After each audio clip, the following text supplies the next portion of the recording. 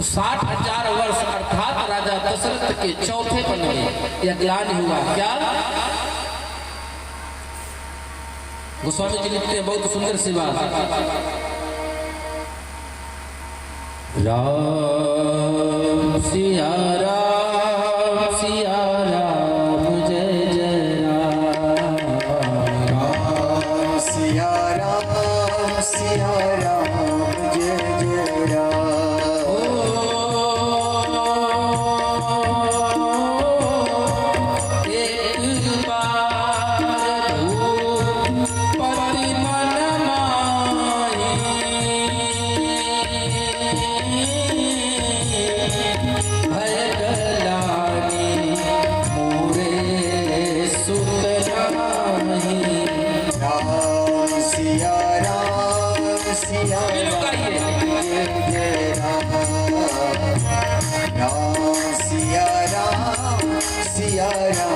राजा दशरथ को दुख हुआ।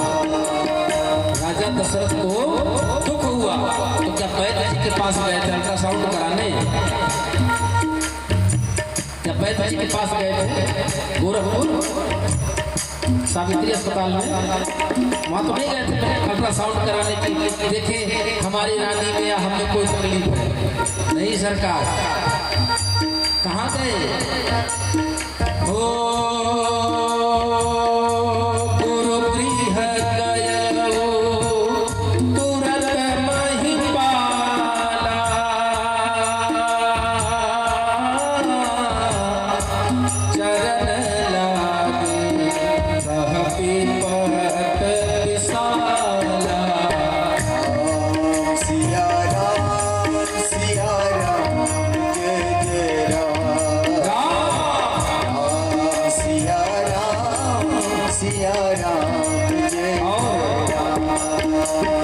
निज दुख सुख सब गुरु ही सुनायो। सब तकलीफ बताया और जब सब तकलीफ बताया तो गुरु जी ने आश्वासन दे दिया। क्या आश्वासन दिया?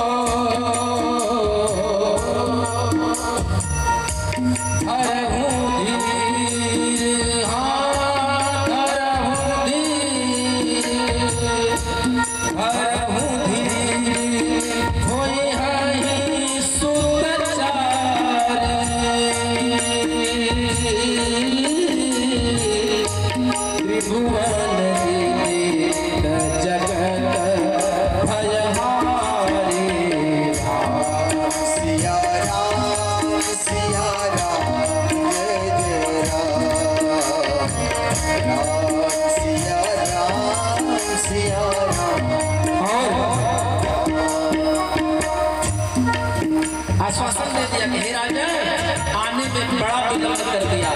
उम्र के 3 पड़ाव पार कर लिए, चौथे पड़ाव पर आए हो, इसलिए जाओ, मैं वचन देता हूँ, धैर्य धारण करो।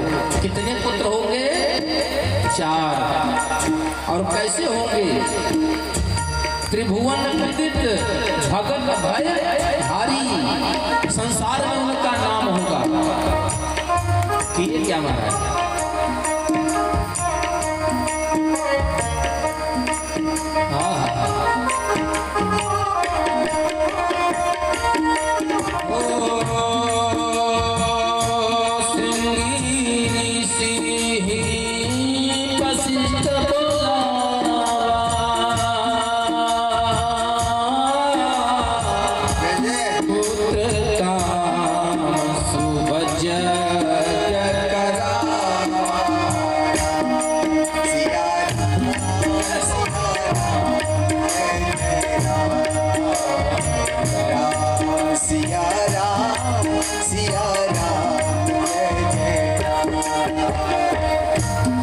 पिछली कथा यहाँ जुड़ती है।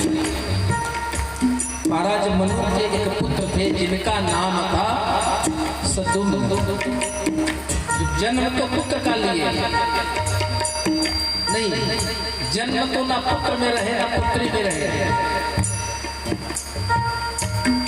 गुरु वशिष्ठ ने अपने तप बल के बल से उनको पुरुष बनाया और मना किया था कि उत्तर के वन में मत जाइएगा। वहां फिर से चले गए और वहां जाकर फिर से स्त्री हो गए, क्योंकि उस वन को मैया पार्वती का श्राप था। समय उस राम कथा का नहीं है, इसलिए यहाँ ध्यान दीजिएगा। आप हवन करते हैं तो आहुति कौन देते हैं? पुरोहित बाबा देते हैं कि आप अपने हाथ से देते हैं? आहुति जो करते हैं स्वाहा कौन देता है? यजमान देता है ना।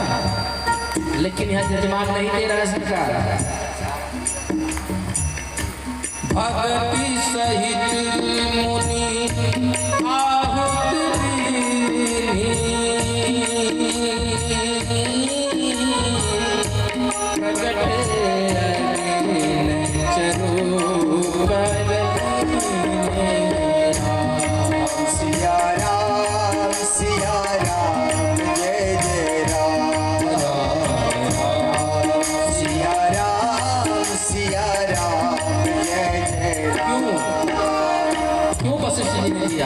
क्योंकि पिछली बार जब हवन कराया था तो रानी ने मन में संकल्प किया कि हे भगवान हमको पुत्री पैदा हो, और मनु महाराज ने विचार किया कि हे सरकार हमको पुत्र पैदा हो। तो दोनों लोगों का संकल्प लड़ गया, तो न पुत्र हुआ ना पुत्री हो गया, दोनों का मिश्रण हो गया। वो अर्धनारीश्वर होकर जन्म ले लिया। इसलिए यहाँ वशिष्ठ जी ने संकल्प लिया है कि ऐसा हो तो जब दो में ये हालत हुई तो यहाँ तो 3 रानी 1 राजा है, 4 लोग हैं। अगर चारों ने अलग अलग संकल्प कर लिया तो जब पुत्र होगा कैसा होगा? अच्छा, उस जमाने में श्रृंगी ऋषि ही पुत्रष्टि यज्ञ के क्या कहते हैं अंग्रेजी में सरकार जो माहिर होता है, एक्सपर्ट है, स्पेशलिस्ट, हाँ पुरोधा थे।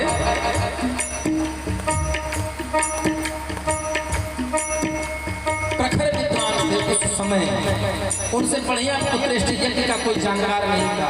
ऐसा नहीं है कि सारे वेद मंत्र उन्हीं को आते थे, उनसे बहुत बड़े बड़े विद्वान पढ़े थे। तो फिर श्रृंगी ऋषि ही पुत्रष्टि यज्ञ कराया करते थे, क्योंकि श्रृंगी ऋषि के पास 1 लाख गाय थी सरकार। और कैसी गाय थी?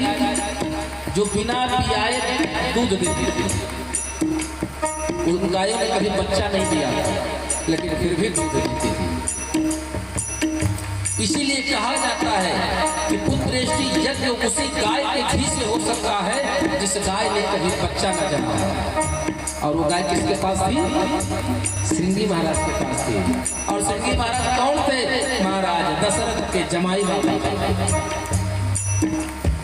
अग्नि प्रकट होकर आहुति लेते हैं और खीर का कटोरा पकड़ा देते हैं। और खीर का कटोरा लेकर के वशिष्ठ जी कहते हैं कि ले जाकर अपनी सब रानियों में बराबर भाग में बांट दो। अब राजा दशरथ चले हैं सरकार खीर का कटोरा लेकर।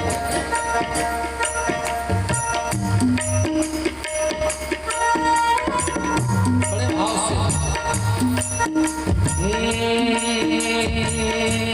अर्ध भाग सलही दीना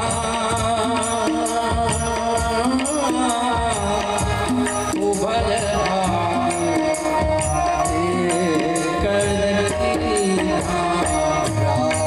सिया राम जय जय राम, सिया राम जय जय राम।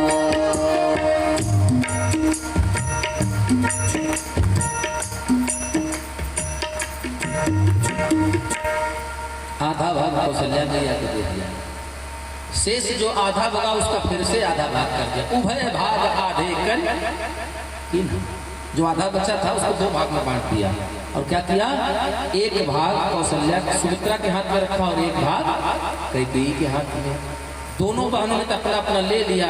और सुमित्रा कुछ कार्य कर रही थी तो उन्होंने अपना भाग कहीं रख दिया। इतने में एक चील आ जाती है और खीर का दोना लेकर जय जय सीताराम। उड़ गई महाराज। इधर अंजन प्रदेश में अंजना मैया सूर्य को अर्घ दे रहे हैं। हाथ बंद है, सूर्य को अर्घ दिया, इतने में खीर का दोनों हाथ में गिरा। अंजना मैया ने समझा कि सूर्य नारायण का प्रसाद है और उस खीर को पा लिया सरकार। जिस खीर के प्रताप से अनंत संत परम बलवंत हनुमंत लाल जी का अवतरण होता है। बोले वीर बजरंगबली महाराज की जय हो। कैकेयी मैया ने देखा कि सुमित्रा बहन का तो भाग छीन लेकर चली गई, तो आधा कर जो कौशल्या को मिला था, कौशल्या ने अपने खीर से एक भाग सुमित्रा को दिया, कैकेयी ने एक भाग अपने हिस्से से सुमित्रा को दिया। और सुमित्रा मानो वहीं भगवान से कहती है कि हे भगवान, आज मेरी इन दोनों बहनों ने जिस प्रकार मेरी इच्छा का ख्याल रखा, कल अगर इन दोनों के प्रसाद से भगवान करे मुझे 2 संतान जन्म ले, और वो दोनों संतानों में एक संतान कौशल्या बहन के पुत्र की सेवा में होगा और दूसरा संतान कैकेयी मैया के पुत्र की सेवा में होगा। और हुआ भी वही सरकार। लक्ष्मण जी लग गए।